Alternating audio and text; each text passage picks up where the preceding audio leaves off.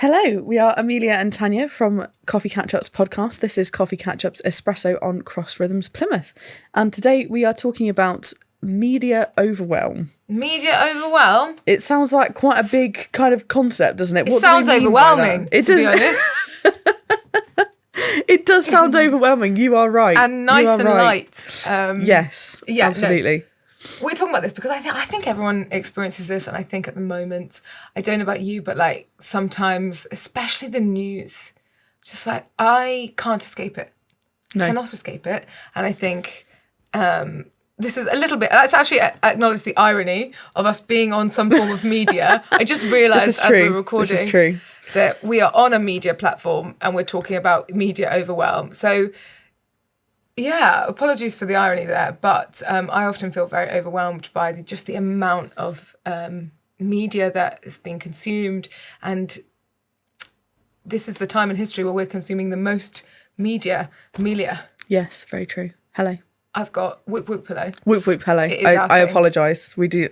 I'll do that again. Whoop whoop hello. There we go. It's our new catchphrase. I've got some stats for you about media overwhelm. Have you now? Would you be interested in hearing them? Do you know what? I really would. Yeah, I love a statistic. Please share with me the stats. So, we average 2 hours and 21 minutes a day on social media. Wow. But we also consume over 6 hours daily of all forms of digital media. Gosh. Television, radio, social media, phones, everything. Goodness me, that's a lot. 6 hours a day. That is like, what, a quarter of your day? I'd say that's a huge part of your day. Huge. If you think about, like, the average working day is, 8 hours? Yeah. And that's, like, what you've done for the day? Yeah. So that's essentially the time that you're out of work.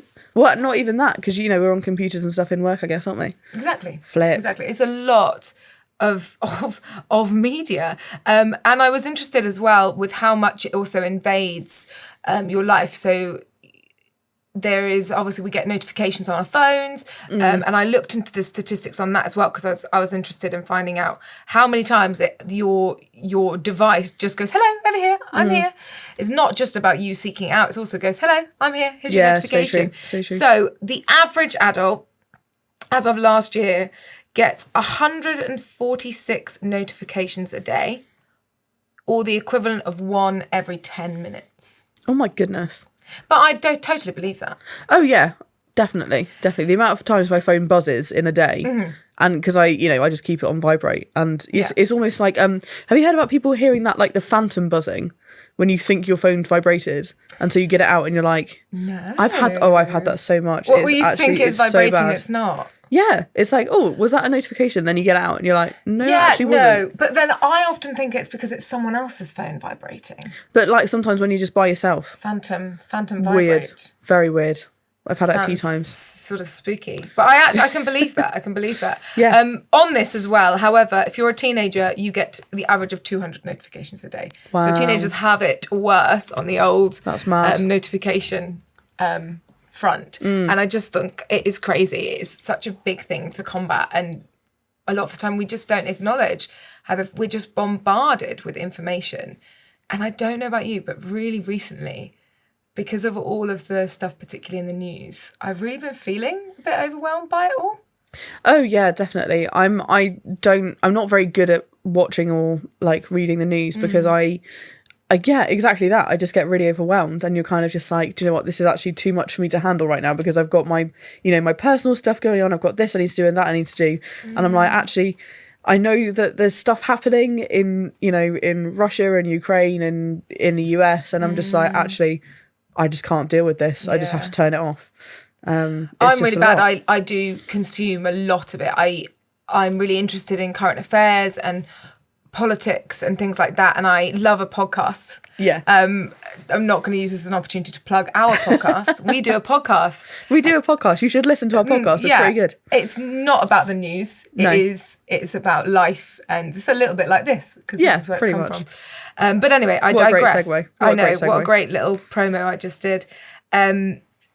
I listen to like current affairs podcasts, like The Rest Is Politics and news agents and things like that all the time, because I really enjoy it, and I enjoy the discussion and hearing people have like conversations about it that are quite logical and in my opinion quite sensible.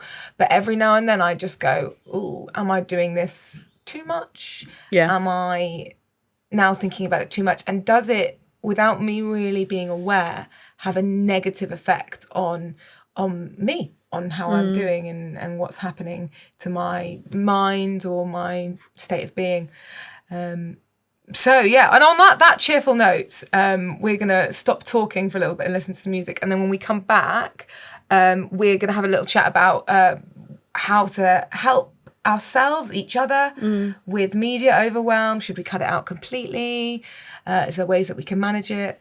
So stay tuned for that, and do send us your thoughts as well if you're feeling overwhelmed by the media, and we'll be right back in a bit.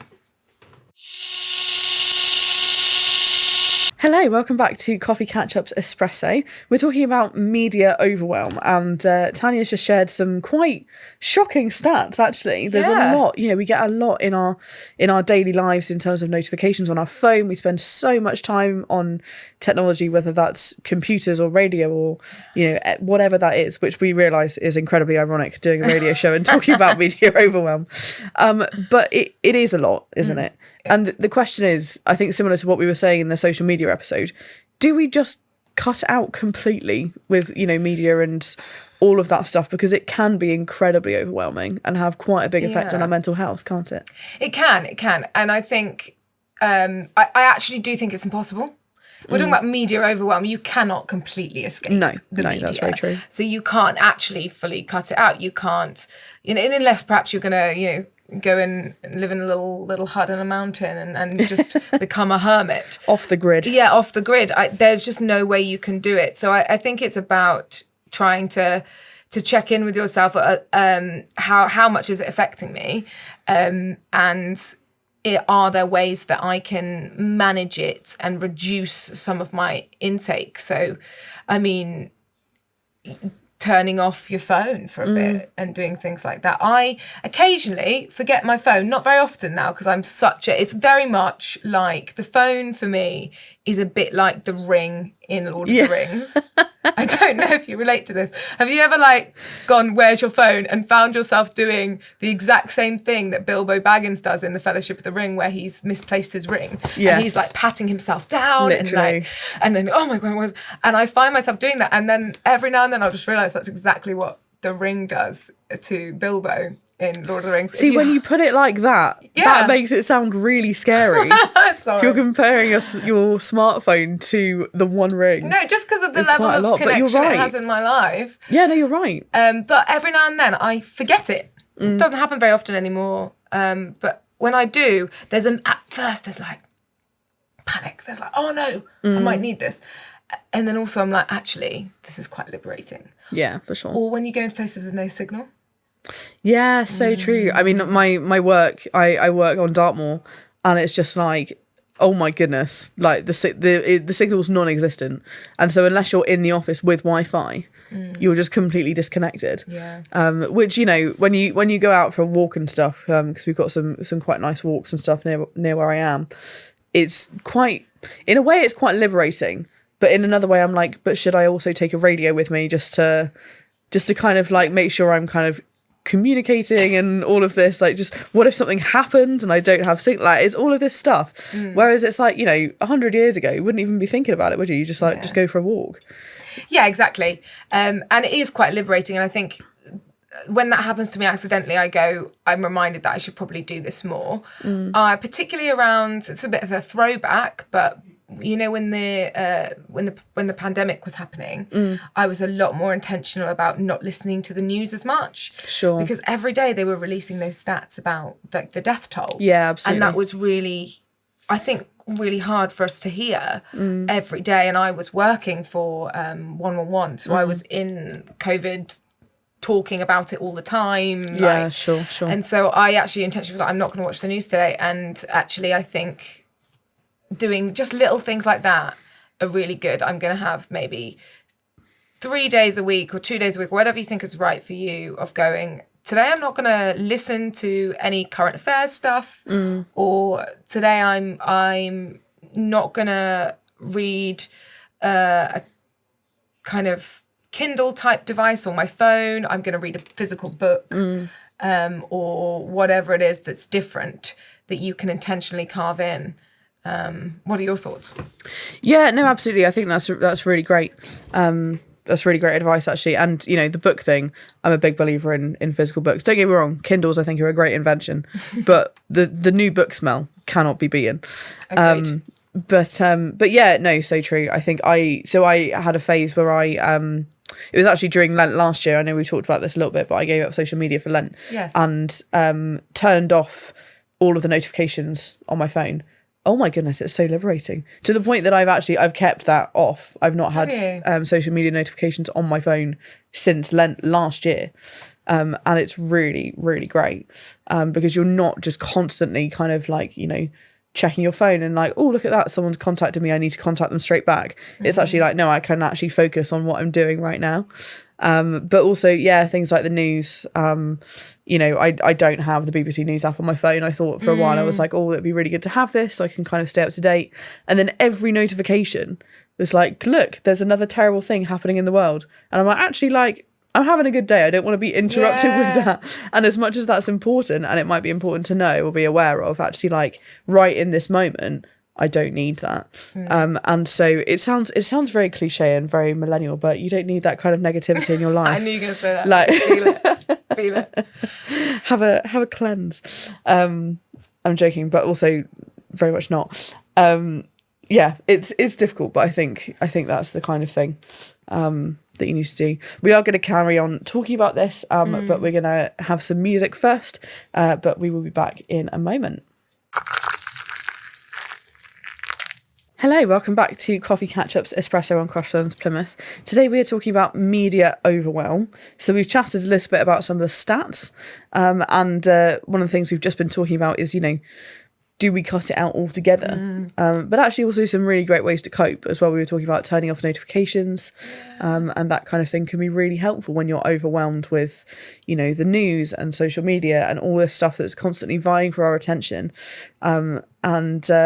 Yeah, it's not all doom and gloom, is it, Tanya? No, it's not. And to be honest, media is also a great resource. You know, let's not forget that there's some really great things out there, and there's some really positive media as well. Yeah, totally. You know, there's great, if you're a podcast listener, there's funny podcasts if you need a bit of joy. Yeah. There's ones that talk about life affirming stuff, like Coffee Catch-Ups podcast, which is what we do. Is it? Yeah. Oh, see, that sounds really interesting. That does. I want to listen to that one. Do you know what, mate? I don't know why I've got so pluggy of our own podcast. I don't know what's happened. I'm not. There's normally she's already plugged it once on this show, and it's, you know, you're normally much better at that than I am. So hey, I think you've just been getting to it quicker. Like the train of thought has been there for both of us, but you've said the words more quickly. Thank I've been you. there. I appreciate your support. I'm on the same page. Anyway, Anytime. what I was saying was that there is really good things about the media, but then we can get overwhelmed. I think one of the things I sometimes struggle with, and I don't know if you're the same, Amelia, I sometimes struggle noticing that I'm getting to the point of overwhelm. Yes. I just go, well, this is life, and is it? What are your thoughts on that? What are your thoughts on kind of identifying when you actually need to take a little step back and maybe go, hang on, I do need to cultivate some boundaries with me and the media I'm consuming?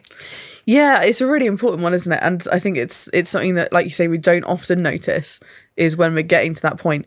I kind of try to take stock of my mood and stuff, and how I'm feeling most days if I can, and just kind of, because I have a bullet journal, which, if you don't know what that is, it's kind of like a life organization type journal thing. It's a little bit type A and nerdy, I won't lie, but I find it good fun. But I have a mood tracker in my bullet journal, which I fill in at the end of each day, and it's really good at making me kind of just take a breath and go, how have I been today? And I think if you're noticing that you're starting to get more kind of anxious, maybe a bit more kind of maybe depressed as well, you know, or even how it makes its way into your language, because you know, so there's a really interesting thing with linguistics and what you listen to, people that you're around, but also your media. If you're taking some of that language and how you speak might be a bit more negative, then that's something to watch, because there's loads of media outlets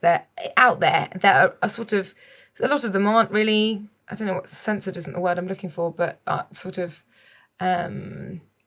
checked, because it's this, the internet is just it's endless, and so if you find yourself actually maybe becoming a slightly more negative person or saying things that aren't really you, check where you perhaps have been consuming stuff. Sure.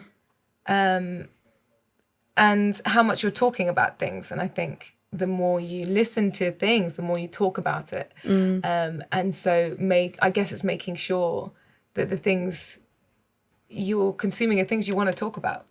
Yeah, absolutely. And I think in all of that as well, there's, we've talked about this in one of our podcast episodes, haven't we, about words mattering, and actually the way that you talk about things as well.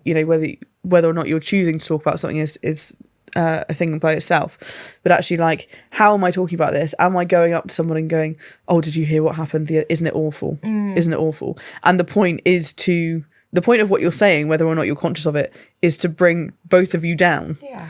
And actually, like, that, it does have an effect on your mental health when you choose to speak positively or negatively about things.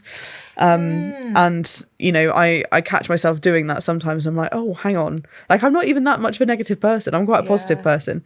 But like, you watch a documentary and you're like, oh my gosh, that's horrendous. I can't believe that person did that. And I remember saying that to one of my parents, and I was like, did you see this? Like, wasn't it terrible? And they were like, well, yeah, but that's it's happened. There's not much we can do about it. It's not that it's not important, but actually, how do we move on from here? And it also doesn't mean that thing that happened, was necessarily entirely negative. That person might have also done some really good things in their life, or whatever it is. Do you know what I mean? Yeah, like, I do. You kind of you can frame things quite strongly with the way that you talk about them. Yeah, and actually, just taking your example there, you were with someone else. You were with your family or friends or whatever, and actually that can be a really good way to go, I'm feeling very consumed by the media.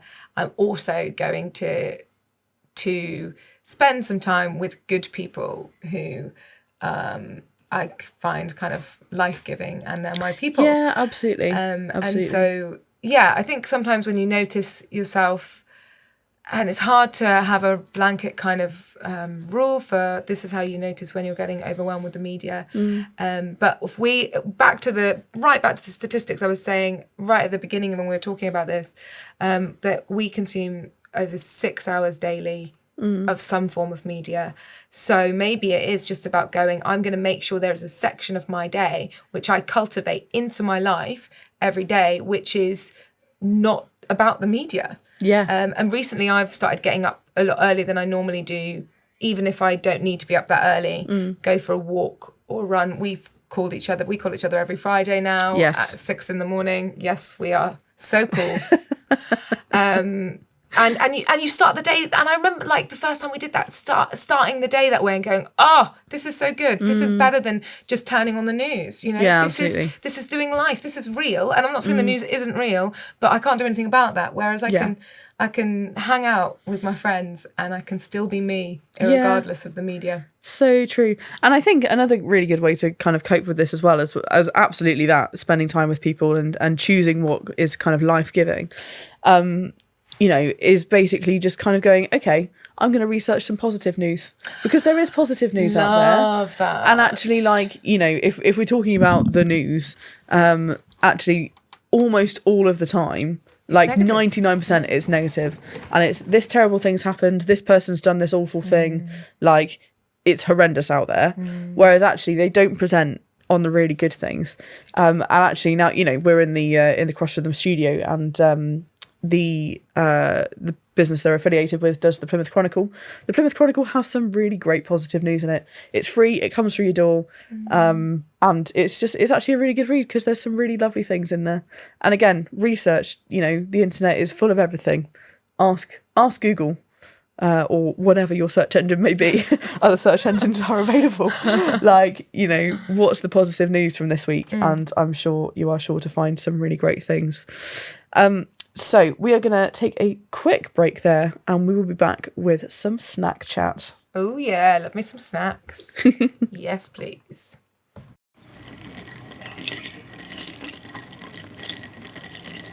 Hello, welcome back to Coffee Catch-Ups Espresso. So we've just been talking about media overwhelm, but we are now at the part of the show, the most important part of the show, some might say, which is snack chat, where we talk about snacks, food, drink, anything within that realm, really. Yeah, we haven't ripped off another brand in the title of that. No, in any we way. absolutely haven't. We absolutely haven't. This is a Coffee Catch-Ups Espresso OG thing. Doesn't mind me anything. No, absolutely not. So, snack chat. We're talking today about controversial snacks. Well, I wanted to start by asking your opinion on the Rogue dip. The Rogue dip? Yeah, the Rogue dip. I've seen it banded around recently. What is the Rogue dip? Well, don't worry, I'm going to let you know. Please do. I'm ready. I'm sat down. I wonder if anyone listening has probably heard of it too. It's a McDonald's thing, I think. Right. And it's people are trying the Rogue dip, which is getting a McDonald's French fry, and dipping it into their strawberry milkshake. Have you ever done that? I can't say that I have done that. But do you know what? Weirdly, I can see the appeal. In a very strange way, I'm like, I actually wouldn't not try that. I was with a group of people. Now, perhaps this is my controversial opinion, but I don't like McDonald's. Okay, fine. Which in itself will, I think, get a lot of people riled up. Yes, we might lose some followers over that. So thanks for that. You're welcome. I think McDonald's is really not great. However, they surprised me with the salad. Did McDonald's they? salad, yeah. Wasn't expecting it to be fresh. Really? It was. And that was the bar. Fair enough. It was fresh, and I had like a crispy chicken on it, and I was like, "This is okay. Anyway, I was in McDonald's with a group of people who it was their idea to go to McDonald's because, as I've said, don't like McDonald's. And they were like, "We've got to try the Rogue dip," and I was like, just like you, "What is this Rogue dip? This is ridiculous." And they tried it, and it literally split the room. Half of the room liked the Rogue dip, and I had it, and I didn't like it, but I don't like McDonald's fries. Fair. That's, shocking. That is shocking. That's pretty shocking. I think you might have polarised the city of Plymouth now. So let us know, coffeecatchupspodcast@gmail.com or coffee_catchups on Instagram and TikTok. Come let us know what your opinion is on the Rogue dip. And McDonald's in general, if you fancy putting me in my place. Other fast food chains are available. Yeah, but that's the one I don't like. That is the one she doesn't like. Oh, I'm Fair Burger enough. King. Actually, I've had a probably about an hour-long conversation on tour with another actor about what is the best fast food restaurant, which is definitely a question for another snack chat. But he argued profusely that Burger King was the best, and I can't explain how wrong that is. That is not the best one. Burger King is worse than McDonald's for one reason and one reason alone. It's more expensive and still tastes as bad as McDonald's. Okay, yeah, fair. Anyway, I've digressed. Do you have a controversial opinion alert? I do. So I've never tried this. However, I have a friend who did a little stint in Colombia, and one of the things that he came back and told me about was the fact that they put cheese in their hot chocolate. What? Yeah. You're going to have to unpack that for me. Well, I don't really know a lot about it, but that is, I've seen pictures of hot chocolates, and there's a spoonful that you just bring out of melted cheese. And so I don't know whether you make the hot chocolate and you like pour the boiling water or boiling milk on top of the cheese, or whether you like dip it in afterwards. I was going to ask what your opinion was on that, but I think I can see it by your face that it's not something that you'd be a fan of. Well, no, I love cheese. Yeah. And I love hot chocolate. Yeah. I wouldn't put them together. I might eat them one after another. No, you can't eat hot chocolate, Tanya. You can drink hot chocolate. Silly me. But the fact that they're putting them together. However, there's they do things with cheese and dessert, don't they? They must do a Yeah. chocolate cheese thing. Yeah, potentially. Do you remember when Philadelphia brought out their cream cheese Mate, chocolate? that is genuinely amazing. Do you think it is? I was disappointed. Really enjoyed it. Because I thought it was lovely. now this is embarrassing, but I bought it because Jennifer Saunders was advertising it. And I love Jennifer Saunders. I was like, well, if she likes it, then That's fair to be honest. I think, Jennifer Saunders legend. is a legend, and I respect her opinion. Therefore, Yeah, but I am fully aware that I fell victim to advertising, as you probably never tasted the 100%. product. Which as an actor you should be aware of, really. But clearly I'm telling it you, was a strong pull. She got to me. If anyone's going to get to me, it's Jennifer Saunders. But yeah, you just reminded me of that with the cheese question because that was, in my opinion, disappointing. But you liked it. I did. I really quite enjoyed it. But they don't do it anymore, do they? No, I don't think so. I was going to say I don't think I've seen it around for quite a while. Which leads me to believe that most people have my opinion. Interesting. So I win. Okay. Thank you, and on that bombshell, we're going to leave you there. Thank you so much for tuning in to Coffee Catch Up with Espresso on Crush Rhythms Plymouth. If you'd like to hear more from myself and Tanya, more silly chats, but also some more serious and deep ones, we do a longer podcast. As we said, we are Coffee Catch Ups podcast, and we are on all of your regular sort of podcast streaming services. Yeah, wherever you get your podcasts. We'll YouTube, SoundCloud, etc., Spotify, all of that. So give us a listen and say hi as well. We'd love to hear from you. Thank you for listening, and we will see you next week. Have a great day.